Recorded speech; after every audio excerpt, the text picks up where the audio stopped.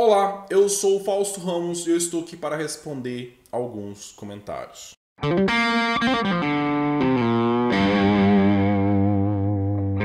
Para você que está chegando agora no meu canal, este é o Caosofia, o espaço onde eu falo a respeito de filosofia, magia e ocultismo, sempre com senso crítico e com o máximo de profundidade que eu consigo trazer em uma plataforma como o YouTube.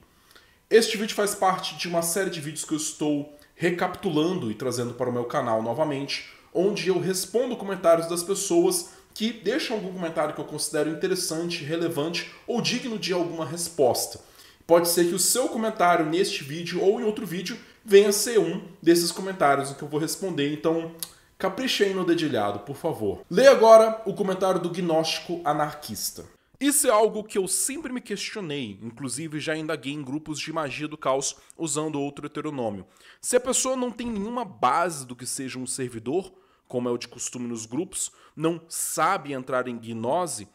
como que essa pessoa de um dia para o outro alega ter resultados incríveis com o servidor público, sendo que a mesma não tem nenhuma metodologia para mensurar o que é um resultado efetivo proveniente de uma ferramenta mágica ou apenas auto-engano e viés de confirmação? Se você não tem referenciais válidos para verificar falsibilidade do resultado, como se pode afirmar que o resultado X ou Y é derivado do servidor e não de outro fator, ou mesmo se de fato houve resultados? Quando vejo certos relatos, me parece muito mais o efeito engenheiro de obra pronta e viés de resultado. Mas enfim. Este comentário foi feito em um vídeo meu comentando sobre o caso de uma moça que diz ter incorporado, quando trabalhando dentro de um terreiro em que ela estava fazendo seu desenvolvimento mediúnico, uma servidora coletiva chamada Ronda. E aí veio o meu colega gnóstico anarquista questionar junto comigo justamente o quanto que é curiosa a maneira como a disseminação do conhecimento da magia do caos convencionou-se a partir da ideia de que qualquer pessoa, a qualquer momento, lê qualquer textinho e já consegue ter resultados incríveis com aquela prática. De fato, a magia do caos surgiu com a proposta de tornar os resultados mais simples de serem alcançados, mais palatáveis, mais objetivos, em contraste com uma classe de estudiosos que eles convencionavam chamar de magos de sofá, que eram pessoas que apenas debatiam e regurgitavam teoria, sem necessariamente mostrarem ou apresentarem muita efetividade de resultados práticos com as suas ações mágicas, inclusive temendo alcançar algum resultado a partir de sua prática, afirmando e até mesmo meio que se confortando com a ideia de dizer que se ela não conseguiu verificar algum resultado de maneira concreta, objetiva, que a beneficiasse nas suas práticas, é porque esse era um objetivo que estava alinhado com o meu ego e não com as minhas aspirações espirituais mais elevadas, que se não for algo que eleva o meu espírito, eu não quero, não faço nada para me beneficiar pessoalmente, apenas para me curar o espírito e me elevar moralmente. Tá, é muito fácil você se esconder atrás da ideia de que você só faz aquilo que eleva o seu espírito quando no fundo você está passando por problemas, passando por dificuldades e você não consegue trazer soluções práticas, objetivas, concretas e mágicas para a sua realidade. É mais uma desculpa para a ineficácia do que necessariamente algo que mostra o quanto que o ser é abdicado e elevado e está galgando os degraus do desapego da materialidade. Bom, para a magia do caos, isso não faz muito sentido. A gente entende o quanto que, obtendo resultados concretos na nossa realidade, a gente tem a possibilidade de observar o quanto que os mecanismos que atuam para a obtenção do resultado enriquece o nosso entendimento do nosso mundo, da nossa vida e do mundo como um todo e os mecanismos por quais ela opera, inclusive os mecanismos por quais a magia opera dentro da nossa vida. Então, de fato, a possibilidade de uma pessoa pela primeira vez ter o que a gente chama de sorte de iniciante e pegar para fazer um sigilo e de repente de cara conseguir algum resultado, parte disso eu atribuo à maneira como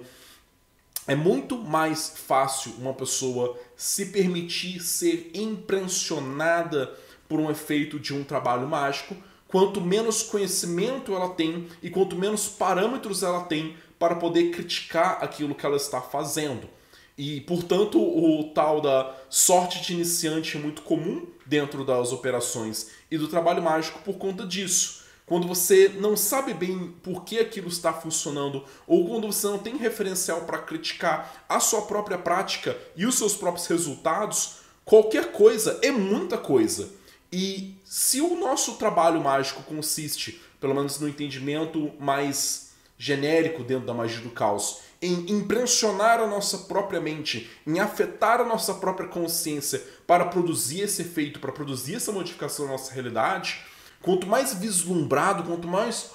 babante for a pessoa no momento em que ela engaja na sua jornada, no momento que ela engaja com esse tipo de trabalho, com esse tipo de prática, mais fácil dela ver alguma coisa acontecendo que vai fazer ela atribuir isso um resultado. O problema é que, passado esse primeiro momento de vislumbre, a pessoa geralmente cai bastante no rendimento da prática dela, porque o apenas ficar ali babando, se vislumbrando com aquilo que ela aparentou ter feito, não será mais o suficiente. E no momento que ela insere qualquer degrau de questionamento sobre por que a prática mágica dela está funcionando, é aí que a efetividade dela desmorona de vez. E eu tenho algumas ideias pessoais sobre o mecanismo de como isso acontece. Eu elaboro um pouco mais em outros espaços, em outros vídeos a respeito disso. Mas eu quero voltar um pouco mais para essa ideia que o meu colega trouxe, o gnóstico anarquista, sobre a dificuldade da gente entender por que pessoas que nunca se relacionaram com magia antes, de repente começam a falar que, nossa, ativei tal servidor e tive resultados incríveis, mirabolantes, esse servidor é fantástico. Bom, vamos lá. Primeiro tem essa possibilidade, a sorte de principiante, por conta do quanto que qualquer coisa afeta e impressiona a mente da pessoa e, portanto, ela vê algum resultado a partir disso. Segundo, o fato de que, de fato, a maior parte das pessoas, por não ter rigor e critério, elas acabam atribuindo resultado para as coisas que não são realmente causadas pela sua ação mágica, geralmente muito ineficaz dentro dos seus corolários, dos seus premissas. O que eu quero dizer com isso? Se a pessoa acredita que ao ativar um servidor coletivo que ela encontrou em algum lugar, em algum canto da internet, ela está se conectando com uma egrégora astral, um ser que existe num outro plano de existência e que várias outras pessoas são capazes de acessar, tal qual você acessa a internet no seu computador, e colhendo dessa energia acumulada por várias outras pessoas para ativar o seu intento mágico e se comunicando com uma entidade com uma consciência própria muito elaborada e complexa e muito poderosa em si mesma, e assim, entrando em contato com esse ser quase divino dentro do seu ritual, a pessoa é capaz de negociar o seu intento mágico com aquela entidade poderosa e riquíssima, e então colher os benefícios de ter feito uma oferenda ou um trabalho, e depois, por conta disso, ela precisa agradecer essa grande força cósmica celestial. Eu acho que eu já quase perdi o ponto do meu vídeo. Sem treinamento mágico, sem treinamento de visualização mágica, sem treinamento de concentração mágica, sem treinamento de transe, sem treinamento de banimento de maneira rigorosa e efetiva e treinada recorrentemente, vários e vários dias por meses seguidos, sem a preparação devida para isso, é bem improvável que a pessoa esteja chegando ao objetivo final que ela tinha com essa prática, que era se conectar com essa grande força astral e fazer todo esse colóquio mental com algo que ela nunca teve prática de fazer antes. Seria como uma pessoa ir para uma aula de circo, por exemplo, e querer logo fazer um mortal duplo carpado na cama elástica. E ela fala, não, quero fazer aquele negócio que eu tô vendo o cara ali fazer, ou aquela manobra mirabolante. O instrutor dela de circo vai rir da cara dela e falar, então, você vai primeiro aprender a rolar no chão antes de tentar fazer aquilo. Sério, você vai descer assim com o corpo, formar um casulinho, você vai aprender a rolar. Você vai aprender a cair com segurança antes de fazer um mortal carpado. E trabalhos de evocação podem até ter uma efetividade. A gente não pode falar rigorosamente para todas as pessoas. Existem vários critérios, inclusive as, vamos dizer, propensões a esse tipo de acesso, a esse tipo de confabulação e de imaginação criativa que a mente dela pode ter. Pode ser que uma pessoa já tenha uma visualização muito boa, pode ser que a pessoa já tinha experiências ligadas a um tipo de mediunidade há mais tempo antes dela praticar magia. Cada pessoa é um caso, contudo, de maneira ampla, genérica, para alguém que não tem nenhuma habilidade desenvolvida, para alguém que não tem nenhuma prática, é muito improvável da pessoa chegar na cama elástica e conseguir fazer um mortal duplo carpado. E aí o colega citou o que se chama de viés de confirmação, que é a ideia do fato da pessoa acabar meio que colocando a mente dela na diretriz de alcançar um determinado resultado e de observar oportunidades, abrir a mente dela para observar maiores oportunidades relacionadas com aquele resultado que ela quer obter e, portanto, se tendenciando a alcançar aquilo. Isso é um resultado mágico, é um resultado válido, é ótimo. Nossa, você está enganando a sua mente a atrair para você o resultado que você quer, se condicionando a buscar as oportunidades que vão te levar àquele resultado que você pretende. Qual que é o problema disso? Não tem um problema disso. Acho que o problema é a pessoa praticar a magia dessa forma, mas atribuindo o resultado e a consequência daquilo que ela faz a outros critérios, a outras premissas, a outras coisas. E aí ela entra nessa ilusão, nessa grande ilusão que muitas pessoas encontram muita dificuldade em sair delas. A ideia de que elas são mais efetivas no trabalho delas do que elas imaginam.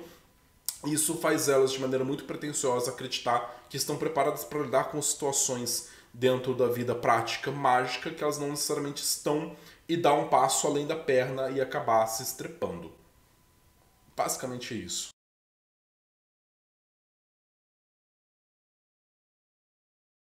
Eu tava realmente precisando voltar a fazer mais vídeos, respostas como esse, porque é legal simplesmente jogar a conversa fora na frente da câmera e desabafar sobre esses assuntos.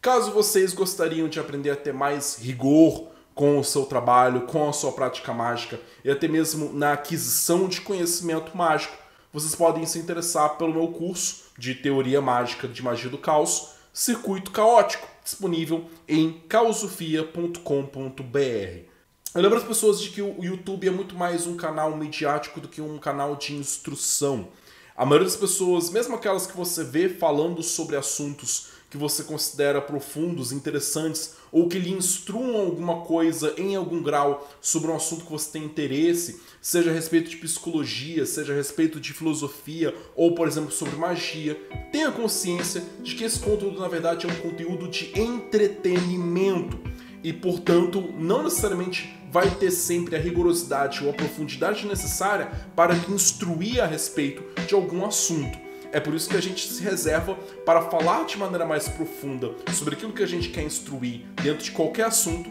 em um curso, em um espaço privado, reservado e melhor preparado para essa instrução. Para mais desabafos, mantenham assinados com Caosofia e até por acaso.